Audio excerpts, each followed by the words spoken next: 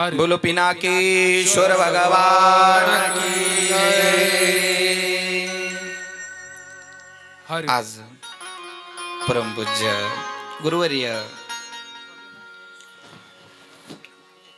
सद्गुरु ज्यांनी आमचा वाला लहानपणी सांभाळ केलेला आहे बरं का, आपल्या गावाचे सर्वांचे परिचित असणारे आमचे गुरुदेव श्रद्धानंदजी बाबा आज बाबा भोलेनाथांच्या कथेला आलेले बरं का। कोणाच्या? आपलं लेकरू सांगतं हे अभिमान त्यांच्याकडे आहे, कारण आपलं लेकरू सांगतं अभिमानानं आलात, परंतु भोलेबाबांची कथा चालू आहे म्हणून विशेष प्रेम आहे। संतगडावरती ही बाबांनी भोलेबाबांचं सुंदर मंदिर बांधलेलं आहे, कारण असणार ज्यांचं जीवन बाबांचं जीवन पूर्ण परमार्थात गेलं बरं का। मला घर सोडून त्यांच्याकडे जाऊन मला आता 25 वर्ष झाले। मी 6 वर्षाच्या असल्यापासून बाबा माझा सांभाळ करतात, 6 वर्षाचा होतो तेव्हापासून। आणि बरं सांभाळ तुम्ही म्हणाल महाराज आम्ही पण 6 वर्षाचे लेकरं टाकतो शिकवतो, पण एक सत्य सांगतो की मला जेव्हापासून मी घर सोडलं ना, मला त्यांनी एक असं दिशा दिली, असं एक वळण दिलं की पुन्हा कधीच घरचं तोंड पाहायचं नाही। आणि नारदाच्या गादीवर आहे, मी खोटं बोलत नाही। ज्यावेळेस मी घर सोडलेलं आहे, गळा दाबतो बाबा काय करू जास्त आहे की बाबांनी लहानपणापासून आम्हाला शिक्षण दिलं। काय दिलं? शांत ऐकून घ्या। बाबांनी शिक्षण दिलं आम्हाला की घरच्यांचा मोह सोडायचा। बाबा आम्हाला नेहमी म्हणायचे बरं का, आता बरेचसे जण लेकरं इथले सर आम्ही सगळे लहानपणी बाबांकडे होतो, तर बाबा नेहमी म्हणायचे घरचा मोह धरू नका, मोह धरायचा नाही। मोह धरायचा नाही म्हटल्यावर अहो एवढा त्याग तयार झालेला होता, तोच त्याग आजपर्यंत चालू आहे। बाबांनी जो पाया असा पक्का करून दिलेला आहे नारदाच्या गादीवर आहे। ज्या दिवशी मी घर सोडेले 2000 साली, तेव्हा 6च वर्षात होतो, तेव्हापासून अजून एकदा पण घरी मुक्कामी नाही गेलो। हे बाबांचं एकदा पण नाही गेलो। घरच्यांचं कधी 1 रुपया घेत नाही आणि माझा परमार्थाचा घरी देत नाही। का? तुम्ही म्हणाल महाराज मी आज पांढरेच कपडे, मी पांढऱ्याच कपड्यात। मी तुम्हाला आता काय सांगत होतो, मी भगवा तेव्हाच धारण करणार आहे ज्या वेळेस त्या भगव्याला पुन्हा कधी, आता मी तुमच्यात खेळीमिळी राहू शकतो बरोबर, पण भगवा धारण केला तर कधी त्याचे नियम असतात। भगवा म्हणजे आज जसे बाबांचा संन्यास दीक्षा आहे, पण त्यांचं आपला संप्रदाय कोणता आहे? जंगली महाराज संप्रदाय आहे, रामदासी बाबांचा संप्रदाय आहे। ह्या संप्रदायामध्ये पांढऱ्या वस्त्रातच संन्याशांसारखं जगावं लागतं। दीक्षा संन्याशीची झालेली आहे। संन्यास म्हणजे भगवा नाही, मी तुम्हाला तेच बोलतो, संन्यास म्हणजे भगवा नाही। संन्यासाची व्याख्या आहे ज्यांनी काम क्रोध लोभ मद मत्सर अहंकारावर विजय प्राप्त केला त्याला संन्यासी म्हणायचं। ज्यांनी साधू 6 गुणाने असा युक्त असणारा साधू, ज्यांच्याकडे गुण असावा अवगुण दूर असावा, तसं बाबांचं जीवन आहे। बाबांनी अगदी आणि साधं सरळ जीवन आहे बरं का। तुम्हाला वाटत असेल की बाबा तुमच्या संग हळी खेळीमिळी बोलणार चालणार, सगळं काही तुम्ही दिलेल्या 2 पैशाचं काहीतरी लगेच तुम्ही इकडून घेणार, त्याच्यात मोह नाही गुंतून ठेवत। काय मी एक जीवनात पाहिलं, भरपूर साधू आहे पहिला बँक खाता फुल करतात, पण आमच्या बाबांचं असं एक अजून बँकेत खातच नाही। काय नाहीये विशेष आहे सर, बाकीचं जाऊ द्या, परंतु बँकेत खातं नाहीये। तुम्ही दिलेला पैसा लगेच काहीतरी उभं करणार, काही उभं करणार, लगेच काहीतरी शर्ट टाकणार, काहीतरी भिंत बांधणार, ते वायाला जात नाही। म्हणजे मला सांगायचं तात्पर्य की त्याच्यावर विजय प्राप्त केलेला आहे साधू त्यांना म्हणा। तर बाबांच्या चरणावर नतमस्तक होतो, आपल्या कथेकडे पुढे प्रवेश करू। बोलो पिनाकेश्वर भगवान की जय। असणारे टेंबीवरून आमचे बाळाभाऊ काकांचेतून आलेले, एकदा जोरदार काकांसाठी टाळ्या वाजवा बरं। मोठं अंतकरण करून आलेले आहे आपले सर्व गायक म्हणजे सर्व गावातील सगळे तुम्हाला ज्ञात आहेत। भक्ती करायची, प्रेमाने करायची। कर्माबाईकडे माधवदासजींनी काय करत होते? आता कळलं ना, एखादी गावातली कर्माबाई धराय तिचं ध्यानात ठेवायचं नाव, आणि एखादा माधव पाहायचा त्याचं ध्यानात ठेवायचं। किती सोपं, मी असंच करत राहतो, कुणीतरी माधव आठवायचा मग माधवदासजी आठवायचे, एवढं ध्यानात राहणं सोपं नाही आहे ना। ज्यावेळेस असणार ही सुंदर कथा चालू आहे, भोले बाबांवर भक्ती करायची, भक्ती कशी करायची, तुम्ही मंदिरात गेल्यानंतर नामचिंतन कसं करायचं, काही करण्याची मी काल तुम्हाला बोलून गेलो होतो की बाबांचं उत्तर दिशाला मुख असताना पूजा करावी. काय परंतु तुम्ही म्हणाल महाराज मंदिरात गर्दी असली तर मागेर एखादी, आता काही वेळेस एका ठिकाणी कथा झाली आता माझी जालन्याकडं, तर तिथं सांगितलं त्या मंदिरात फक्त आणि फक्त उत्तर दिशेलाच मुख करून बाकीच्या सगळी बाहेर गर्दी झाली. ती बाया जागा सोडीना, बाकीच्या म्हणे मी दुसरीकडे तोंड करून पूजाच करणार नाही. काय तसं नाही, तिथं तुम्हाला निवांत वेळ आहे ना त्यावेळेस तुम्ही तशी पूजा करा. पण वेळ नाही आहे ना, तुम्ही बाबांचं दर्शन दारातून पण घेतलं तरी बाबांना तुमचं दर्शन पोचतं. तुम्हाला नाही दारापर्यंत जाता आलं, बाबांच्या फक्त कळसाकडे पहा. कुठं पहा? कळसाकडे पहा आणि बाबांचं दर्शन घ्या. बाबा फक्त मूर्तीत एका काल तुम्हाला सांगून दिलं होतं, बाबा फक्त मूर्तीत एका नाही, बाबा कणाकणात समवलेले. परंतु आपला भाव तिथं आहे ना, ठीक आहे, पण कळसाकडे पाहून जरी दर्शन घेतलं. आणखीन एक ऐका, आपण घाली लोटांगण घालतो ना, त्यावेळेस आपण पूर्ण प्रदक्षिणा मारतो ना. आणि तुम्ही भोले बाबांच्या मंदिरात गेल्यावर प्रदक्षिणा पूर्ण मारता का जिथून ते जलेरीचं पाणी पडतं तिथून वापस यावं लागतं? जिथून बाबांचं स्नान घातलेलं पाणी येतं तिथं बाबांचे गंधर्व राहतात. गंधर्वांना आजच कथा येणार आहे, तिथं शाप दिलेला आहे दक्षिणा का तिथं तुमचं वास राहील, म्हणून तिथं गंधर्व राहतात. बाबांचे शिवगण राहतात. शिवगण कुठं? तिथं. त्यांना वलांडायचं नाही. लक्षात आलं का? पण कुठून? जिथून बाबांचं पाणी, त्या स्नान घातलेलं पाणी जातं तिथं वलांडायचं नाही. ते वलांडायचं नाही. पण मी काय सांगत होतो तुम्हाला, तिथून वलांडायचं नाही म्हणजे घाली लोटांगण म्हणतो ना, मग बाबांना ही लोटांगण घालणं, प्रदक्षिणा घालणं म्हणजे परिक्रमा. ही काय आहे? तुम्हाला जर आता मंदिरात परिक्रमा करायची, पण आपण परिक्रमा होत नाही. जेव्हा आम्ही आळंदी सारख्या ठिकाणी जातो, पंढरपूर सारख्या ठिकाणी जातो, तर काका आपण मंदिरापुढे गेल्यावर हात जोडायचे आणि जागेवर प्रदक्षिणा घालायची. जसं आपण आता घाली लोटांगण घातल्यावर फिरतो ना, एवढंच फिरायचं, तरी मंदिराला प्रदक्षिणा, बाबांना प्रदक्षिणा घातल्याचं पुण्य भेटतं. लक्षात आलं का? कोणतं पुण्य भेटतं? परिक्रमा केल्याचं पुण्य भेटतं. इथं जरी परंतु बाबांची परिक्रमा पूर्ण आहे का? पूर्ण आहे का? नाही ना, अर्धी ना. मग आता लक्ष देऊन ऐका, ज्यावेळेस घाले लोटांगण म्हटलं की असं परिक्रमा करायची, इथपर्यंत यायचं, पुन्हा रिवर्स यायचं. लक्षात आलं का? आपण आता अशा उभा आहे ना, तुम्ही असं फिरायचं, इकडे तोंड झालं का पुन्हा रिवर्स यायचं आणि इकडे तोंड करायचं. लक्षात आलं? कारण जसं तिथून बाबांना परिक्रमा घडली पाहिजे ना. शिवपुराण चालू आहे, तिथं जर भागवत चालू असलं तर पूर्ण घाला, तिथं जर रामायण चालू आहे तर पूर्ण घाला. परंतु काय चालू आहे? शिवपुराण. सगळ्यांच्या लक्षात राहील का? फिरायचं, इथपर्यंत आलात की पुन्हा रिवर्स फिरायचं, आणि मग ही बाबांना, ती परिक्रमा बाबांना प्रिय आहे. कारण बाबांची परिक्रमा ओलांडायचं नाही ना. आणि बाबांचं बघा, कळाल्यावर सगळ्यांना आनंद वाटतो का नाही? आता पण लक्षात राहील ना. नाहीतर त्यावेळेस असणार. बघा, काल सुंदर कथा पाहिली होती. कोणती पाहिली होती? नारद महर्षींचा अहंकार बाबांनी कसा दूर केला बरं? ऑपरेशन केलं होतं ना बेंडाचं. लक्षात आलं ना? कसं ऑपरेशन केलं ना भगवान नारायण. अहो, तुम्ही माझ्या पत्नीचं हरण केलं, तिच्यावर माझं मन अटकलेलं होतं, तेव्हा मी तुम्हाला शाप देतो, तुमच्या पण पत्नीचं हरण होईल आणि रावण तुमची पत्नी घेऊन जाईल. हे शाप दिला होता. काय? हा शाप दिला होता. कोणता? की तुमची पत्नी घेऊन जाईन. आलं का लक्षात? काल झोपली होती का नुमाय? तर म्हणे तो शाप दिला. आणि तेच जे गंधर्व भोलेनाथांचे शिवगण हसले होते, त्यांना कोणता दिलता? आता की बाबाच्या मंदिरातच चोरी करायला गेला आणि त्यालाच बाबाने कुबेर पद प्राप्त करून दिलं. अशी मी तुम्हाला कथा सांगतो म्हणे. असं सांगते क्षणी नारद महर्षी म्हणे, बाबा सांगा ना मग कशी आहे ती कथा. मग ऐकायची का तुम्हाला? पण ऐका मग. ज्यावेळेस असणार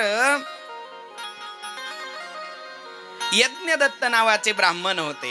ऐका बरं का, खूप गोड कथा आहे. यज्ञदत्त नावाचे ब्राह्मण होते आणि त्यांना एक पुत्र होता, तो गुणनिधी. कोण होता? गुणनिधी. परंतु अगोदर पुत्र होत नाही म्हणून बाबांच्या मंदिरात चक्रा मारत होते. कोण? यज्ञदत्त काय करत होते?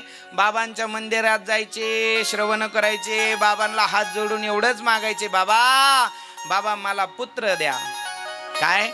पुत्र द्या, मला पुत्र द्या.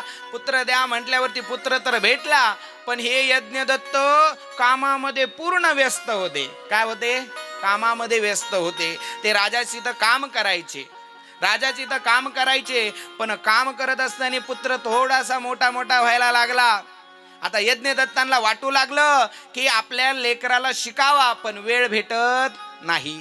ज्यावेळेस पुत्र झोपेला असायचा त्यावेळेसच हे सकाळीच आपल्या ड्युटीवर राजाच तिथं जायचे, आणि संध्याकाळी लेकरू झोपल्या गेलं, गुणनिधी झोपल्या गेला की लगेच यायचे.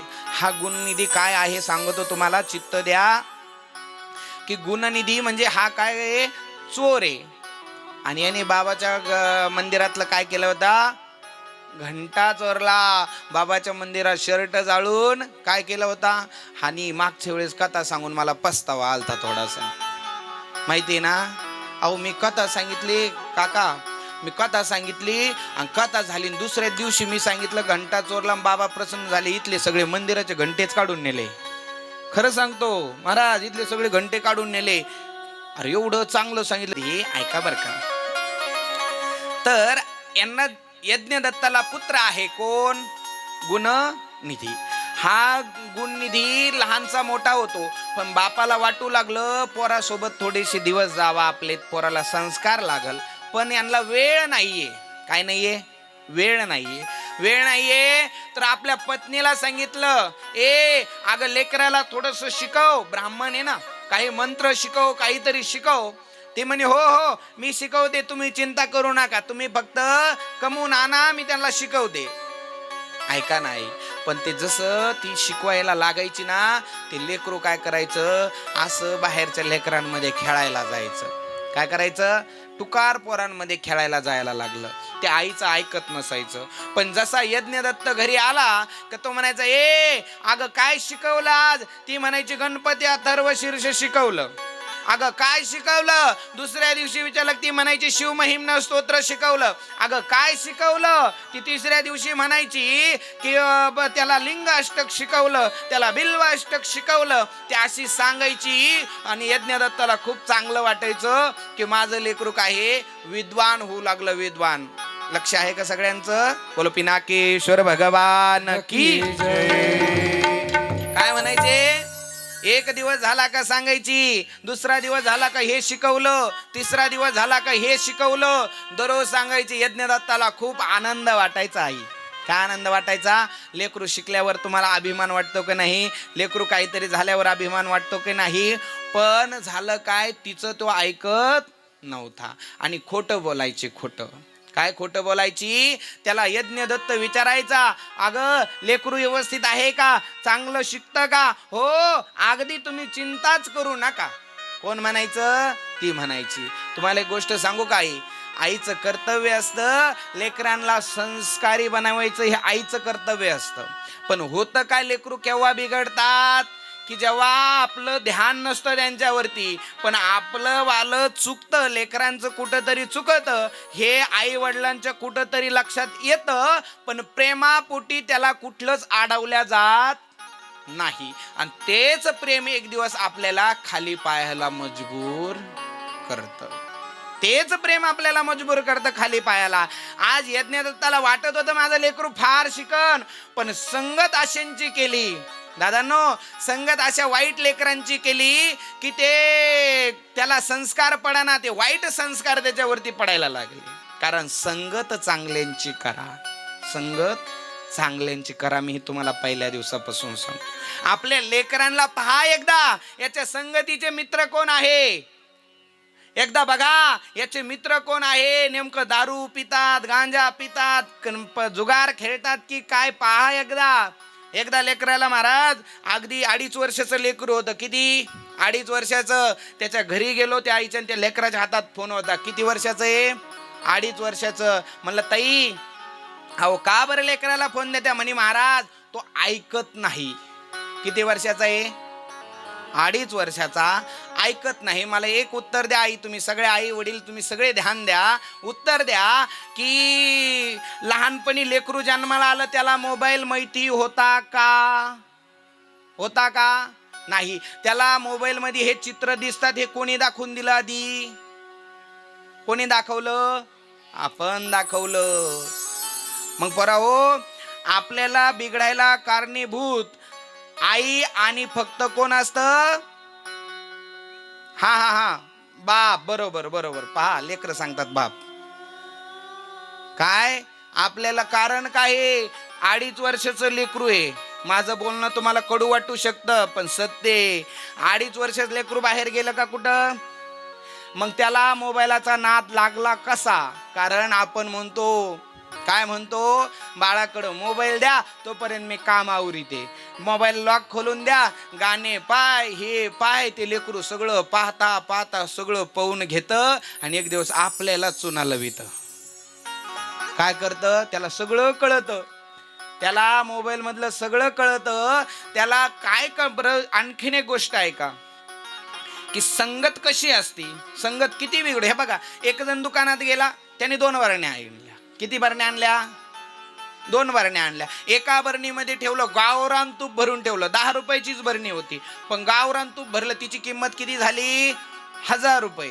किती झाली? 1000 रुपयाचं तूप भरलं, 1010 रुपये किंमत तिची झाली. आणि दुसऱ्या बरणीत भरलं मीठ. काय भरलं? मीठ. आता ती जी तूप भरेल बरणी होती का, तिचं ठिकाण कुठं असतं? अलमारीत कपड्यात पॅक करून व्यवस्थित पुसून पासून. आणि जी बरणी आता सोबतच आल्या होत्या पण ज्या बरणीने मिठाची संगती केली ते कुठं? कुठं? हा चुलीवर. चुलीवर. ती चुलीवर असती आणि चुलीवर असती. त्याच्यात बेसन पीठ वगैरे मळायला लागली का त्याच्यातच भरलेला हात भरी ती बरणी म्हणती बाई बाई महिला हाल. कमून संगत कोणाची केली? कोणाची? मिठाची. आणि जी सोबतच आल्या होत्या का नाही पण एकीनं संगत कोणाची केली? गावरान तुपाची. ती पुसून तिच्यावर कपडा झाकून ती कुठे? अलमारीत हे. आणि दुसरी कुठे? चुलीवर आहे. पण त्याच्यात पण तिची हाल काय कमी राहते का? तिथं चुलीचा आहार लागतो, जाळ लागतो. मग ती पुन्हा वाकडी होती खोब्यात. काय होती? वाकडी होती. कारण ती कमरात वाकडी, इकडं वाकडी. मग तिचा पिछा सुटतो का? नाही नाही नाही नाही. पुन्हा बाई पाहुणे आले तर बोलतीन म्हणून तिला बाहेर काढी ती आणि तार जोडी ती तार. मग तिचा वापर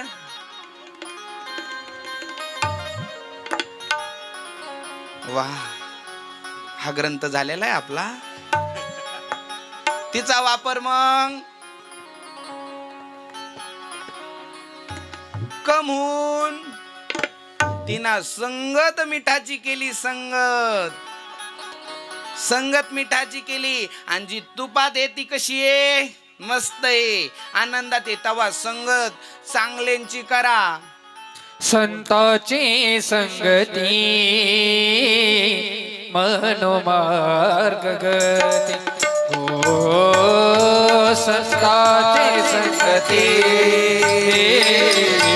मनोमार्ग गती. ओ संताची संगती मनोमार्ग गती. ओ संताची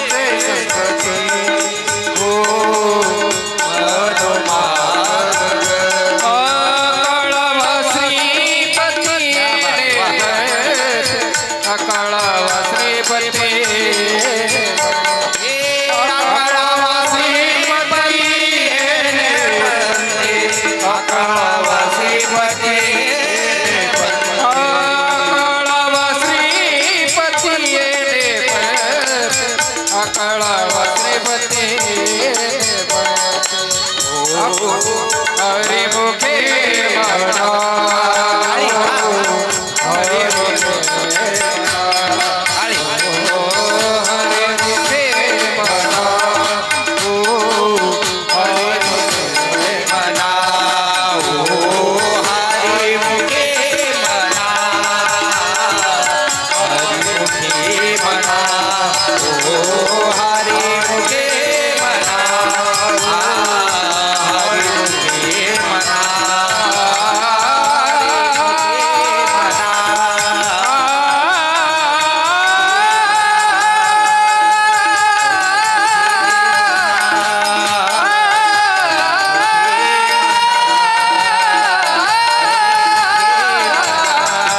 राजाने नैवेद्य ठेवला, देवाला खाऊ घातला, राजा गेला, पण रात्री नैवेद्य तसाच देवाजवळ राहिला.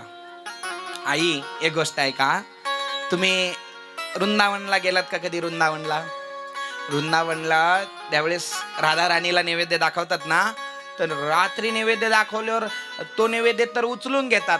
ऐका बाबा, नैवेद्य उचलून घेतात, परंतु रात्री पुन्हा एक ताट भरून सजून ठेवतात जेवणाचं. कुठं? वृंदावनला, मैया राणी जवळ, राधा राणी जवळ. म्हणे का ताट ठेवतात? अहो, त्यांचा भाव आहे, कदाचित माझ्या राधा राणीला जर रात्री भूक लागली तर उठून तिना खावा, हा त्यांचा शुद्ध भाव आहे. कधीतरी आपल्याला वाटू द्या, माझ्या भोले बाबांना भूक लागली असेल. किती प्रेम करा सर, किती प्रेम करा, किती कळकळ करा माझ्या भोलेनाथाला खाऊ घालायची. आई, एवढीच कळकळ करा की तुमचं लेकरू न खाल्ल्यावर तुमची कशी कळकळ राहते, माझ्या बाळानं खाल्लं नाही, माझ्या बाळानं खाल्लं नाही. तेवढीच कळकळ करा, माझ्या भोले बाबांना खाल्लं नाही, एवढी कळकळ करा, तर तुमच्या हाताने बाबा सहजपणे खातील. काय? सहज खातील. चला, कथा भाग खूप लंबा पडलाय बरं का, पण काय, रात्रीच्या वेळेस 2 वाजता गुणनिधी कुठे गेला? मंदिरात गेला, पण मंदिरात अंधकार झालेला होता. बाबांच्या मंदिरामध्ये असणार तिथं दगडाचा दिवा होता. कोणता दिवा? दगडाचा. त्याच्यामध्ये तेल पण होतं, पण दिवा विझायला लागला होता, अंधार पडलेला होता. त्याच्यामध्ये काय संपलेलं होतं? वात संपलेली होती. वात. काय संपलं होतं? वात संपलेली होती. ती वात ज्योत संपलेली, आता ती असणारी, आता तिथं लावायची तर खरी. काय? लावायची तर खरी, पण आता लावायची कशी? पण ऐका आई, गुणनिधी फक्त गेला, एवढा पापी दुराचारी होता, पण त्याला वाटलं त्याने तो स्वतःचा शर्ट फाडला आणि त्या दिव्यामध्ये अशी ज्योत सारखं लावून दिला. स्वतःचा शर्ट फाडला. कशासाठी? तिथं नैवेद्य खाण्यासाठी, चोरी करण्यासाठी. पण बाबाला लागला ना करंट. बाबा म्हणे, वा पार्वती, पाहती का माझा भक्त स्वतःचा शर्ट फाडून दिवा लावू लागला. दिवा. ती म्हणे, बाबा खरंच तुमचा भक्त खरंच भारी. बरं, त्याने दिवा लावला, तिथलं अन्न पूर्ण साफ केलं, राहिलं तर जिथं ज्याची खावा पोळी त्यालाच मारावा गोळी. हा, गोळी मारावं का? नाही, त्याचे उपकार असावा ना, पण त्याने तिथंच गोळी मारली. पाहिलं गड्या, इथं घंटा पण भारत चहाने, एवढ्यात तर माझे काही दिवस भागून जातील. म्हणून तिथंच असणार बाबाच्या पिंडीवरती चढला. बाबांच्या पिंडीवरती चढला आणि तिथलेच घंटे सोडून घ्यायला लागला. पण झालं काय? इकडं भोले बाबांना करंट पोचला. बाबा म्हणते, पार्वती अगं पाय, तू म्हणत होती का नाही उजाडासाठी दिवा लावला, पाय स्वतःलाच मला समर्पित केलं. बघ म्हणे माझा भक्त किती मोठा आहे. काय म्हणे? स्वतःला समर्पित केलं. बाबा एवढे भोळ दैवत हो, शिव भोळा चक्रवर्ती, त्याचे पाय माझे चित्ती भोळा हे भोळा. कोण? भोले बाबा. किती भोळा आहे म्हणे तो, इतका भोळा आहे. चोर वरती चढला, कशासाठी चढला होता? बोला ना, जोराने, पोरांनी नाही, महिलांनी. हा, कशासाठी? चोरी करण्यासाठी. पण बाबांना काय वाटलं, माझ्या भक्ताने मला शरीरासहित समर्पित केलं. बाबा अगदी आनंदित झाले. परंतु ज्यावेळेस सकाळी पुन्हा राजा आला, सकाळी त्याचा नित्यनेम होता, राजाचा नित्यनेम होता. बघा, राजा असून त्याचा नित्यनेम आहे. आणि आपल्याला बाबांनी थोडस घर गाडी काय दिली नाही तर देवाला आपण विसरून जातो. थोडस काय सुख दिलं नाही तर देवाला आपण विसरून जातो. पण राजाला सगळं द्यायला असूनही राजा तरी पण दररोज दर्शनाला येतो, अभिषेकाला येतो. सकाळी आला राजा, पाहिलं गड्या इथं कोणीतरी नैवेद्य बाबांचा घंटा चोरला, कोण आहे म्हणे शोधा. म्हणून गुणनिधीला सापडवलं. काय केलं? गुणनिधीला सापडवलं आणि गुणनिधीला सांगितलं, सगळ्या सैनिकांना सांगितलं, जा याला शुळावर द्या. शुळावर काय करा? शुळावर द्या. आणि सांगितलं. राजाने नेमकंच दुपारच्या वेळेस थोडा राजा आराम करायला लागला. त्यांना सांगून दिलं, आराम करायला लागला. आणि पाहिलं तर स्वप्नात आले भोलेनाथ त्याच्यावाला. कोणाच्या? राजाच्या स्वप्नात आले आणि राजाला सांगू लागले, ए राजा, अरे तू जो पकडला का तो माझा भक्त. हे भक्त काय म्हणे, ज्याला तू शुळावर देऊ लागला का तो माझा भक्त आहे. पण राजाकडून झालं काय, इकडं सैनिकांना सांगेल होतं स्वप्न पूर्ण उसर गुणनिधीला शुळावर तोपर्यंत दिलं. शुळावर गुणनिधीला दिलं. पापी होता, दुराचारी होता, म्हणून तो मरत्या क्षणी तिथं लगेच यमराजे आले. जो चोऱ्या करतो, जो लबाड्या करतो, जो जुगार खेळतो, जो दारू पितो, जो नशा करतो, कधी देवाचं नाम मुखामध्ये घेत नाही, त्याला घ्यायला कोण येतं जोराने? यम राजे. त्याला घ्यायला कोण येणार? यमराजे. आणि जो किती बिघडलेला असला, आता ऐका, दुसरं एवढं सांगितलं, पण तो किती बिघडलेला असला, तिथं ते यमराजे घ्यायला आले होते, उचलायला लागले, पण तेवढ्यात शिवगण तिथं आले. कोण आले? भोले बाबांचं सैनिक आलं. बाबांचं सैनिक आलं आणि त्यांनी सांगितलं ठेवा याला खाली. महाराज यम लोकांना असं हाणलं, असं जोडलं बाबांच्या गणांनी, दामटून दिले, लोटून दिले, पळाले. पण का? तो तर पापी होता, दुराचारी होता, पण त्याने फक्त आणि फक्त बाबांना दिवा लावला होता. फक्त दिवा लावला तर तिथं ज्यावेळेस ते आले, त्याने सांगितलं हे तुम्ही बाजूला व्हा, हे आमचं गिराईक आहे, आमचं. अहो यो लई पापी आहे, याने आजपर्यंत किती लोकांचं वाईट केलं, याने कोणाचं लग्न जमून दिलं नाही. नाही नाही नाही नाही, हे आमचं गिराईक आहे म्हणे, आमचं. त्यावेळेस सगळ्यांना आमटून दिलं आणि असणार शिवगण, असणार गुणनिधीला घेऊन गेले आपल्या धामात. बोले पिनाकेश्वर भगवान की जय. गुणनिधीला भोले बाबांकडे नेलं आणि त्याला गुणनिधीला नंतरच शरीर प्राप्त झालं. गुणनिधी असणार अलिमदम ह्या राजास जन्म घेतला. काय घेतला? तो झाला दम. कोण झाला? दम. पुढचा जन्म कोणता झाला? दम. पण त्याला ज्ञान होतं, दमला ज्ञान होतं की मी पूर्वजन्मात फक्त बाबांना दिवे लावला होता. काय केला होता? बाबाच्या मंदिरात काय केला होता? दिवा लावला होता, दिवा. तरी मला बाबांनी आपल्या लोकांना घेतलं आणि राजाची तर जन्म दिला. आई, आपण चांगल्या घरात जन्माला आलो, आपलं पूर्वजन्मीचं पुण्य आहे. आपण गरीब घरात जन्माला आलो, पूर्वजन्मीचं संचित आहे. पण आजच्या घडीला दुःखी व्हायचं नाही. कोणी मोठ्या घरात असो किंवा लहान घरात असो, माझ्या भोलेनाथाला जे मान्य आहे मी त्या घरात आहे आणि तिथं आनंदात राहायचं. इथंच भोले बाबाचा आशीर्वाद समजला. काय? तिथं आनंद मानायचा. तिथं दमचा राजा तिथं जन्म झाला, दमाचा ते झाला. आणि तिथं राहत असताना आता त्यांनी एकच व्रत घेतलं. आई, त्यांनी एकच व्रत घेतलं जीवनामध्ये की आता याच्यानंतर मी गावोगाव दिवे लावणार.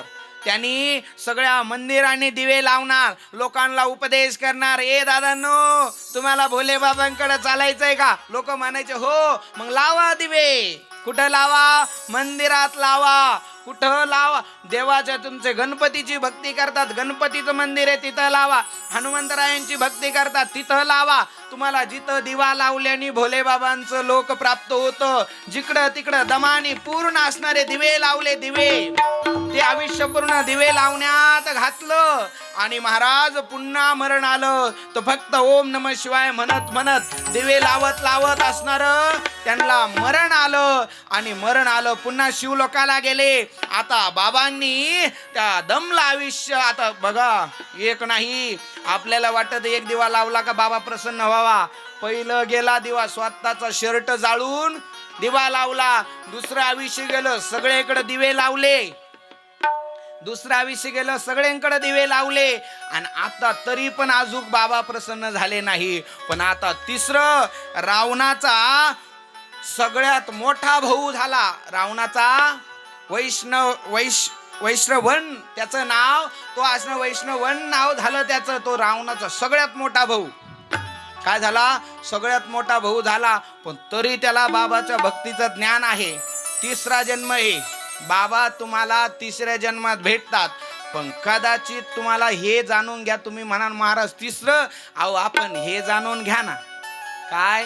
हे जाणून घ्या की आत्ताच माझा हा तिसरा जन्म असू शकतो. बाबा याच्यातच भेट देऊ शकतात.